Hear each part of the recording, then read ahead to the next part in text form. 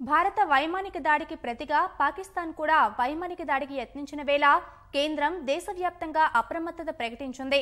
కీలకమైన సున్నితమైన ప్రాంతాలు, కార్యాలయాల వద్ద భద్రతను రెట్టింపు చేసింది. పాక్ వెంబడి సరిహద్దులకు భారీ ఎత్తున ఆయుధాలు, సైన్యాన్ని తరలిస్తోంది. పాక్తో ఉద్రిక్తతలు తారాస్థాయికి చేరిన వేళ భారత్ అనేక చర్యలు చేపట్టింది. అధికారికంగా ప్రకటించినప్పటికీ నియంత్రణ రేఖతో పాటు గుజరాత్ వరకు సైన్యం అప్రమత్తతను ప్రకటించింది.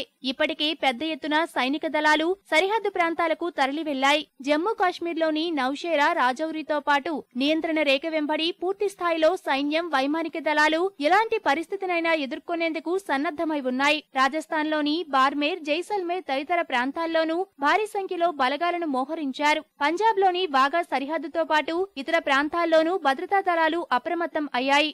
అంతర్జాతీయ సరిహద్దుతో పాటు జమ్మూ కాశ్మీర్ కు వెళ్లే మార్గాలను కూడా భద్రతా బలగాలు తమ ఆధీనంలో తీసుకున్నాయి. సరిహద్దుల్లో వైమానిక దాడుల నేపథ్యంలో జమ్మూ కాశ్మీర్లోని జమ్మూ, శ్రీనగర్లతో పాటు అమృత్సర్, ఉత్తరాఖండ్లోని డెహ్రాడూన్, సిమ్లా, మనీలా విమానాశ్రయాల్లో పౌర విమాన సర్వీసులను నిషేధించిన కేంద్రం 12 గంటల్లోనే తిరిగి పునరుద్ధరించినప్పటికీ దేశీయ విమాన సర్వీసులపై తీవ్ర ప్రభావం పడింది. మొత్తం 47 సర్వీసులు రద్దు కావడంతో తీవ్ర ఇబ్బందులు ఎదురయ్యాయి. భారత్, పాక్ ఉద్రిక్తతల నేపథ్యంలో తమ గగనతలంపై వాణిజ్య విమానాల రాకపోకలను పాక్ నిషేధించగా అనేక దేశ, విదేశీ విమాన సంస్థలు భారత్ నుంచి రాకపోకలకు తమ మార్గాన్ని మార్చాయి. ఎయిర్ కెనడా తాత్కాలికంగా భారత విమానాలను రద్దు చేసింది. ఢిల్లీ నుంచి శ్రీనగర్, లేహ్, జమ్మూకు ప్రయాణించే విమాన టికెట్ల పరిమితిని 5,000గా నిర్ణయించిన ఎయిర్ ఇండియా ఉద్రిక్తతల కారణంగా టికెట్లు రద్దు చేసుకున్న వారికి క్యాన్సిలేషన్ ఛార్జీలను రద్దు చేసింది. గో ఎయిర్, విస్తారా సహా పలు సంస్థలు కూడా టికెట్ రద్దు ఛార్జీలను పూర్తిగా రద్దు చేశాయి. పాక్ విమానాశ్రయాలు మూసివేయడంతో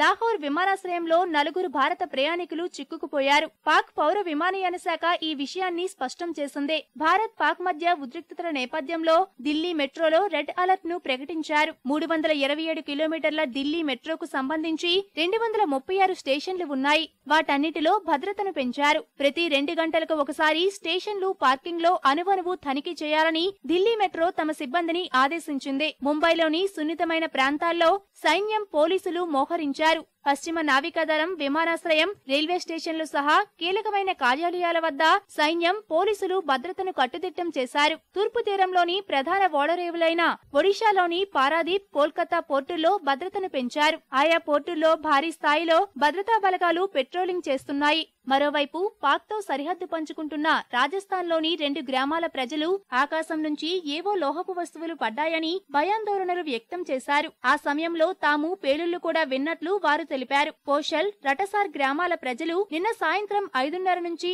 6:30 మధ్య కొన్ని లోహపు వస్తువులు ఆకాశం నుంచి పడ్డాయని వెల్లడించారు. అవి విమాన శకలాలని వారు భావించారు. గ్రామస్తులు ఇచ్చిన సమాచారంపై అధికారులు దర్యాప్తు చేస్తున్నారు. అటు బంగ్లాదేశ్ సరిహద్దుల్లో సరిహద్దు భద్రతా దళం BSF అప్రమత్తమైంది. అసాంఘిక శక్తులు, తీవ్రవాదులు సరిహద్దులు దాటి భారత్లోకి చొరబడకుండా చర్యలు చేపట్టింది.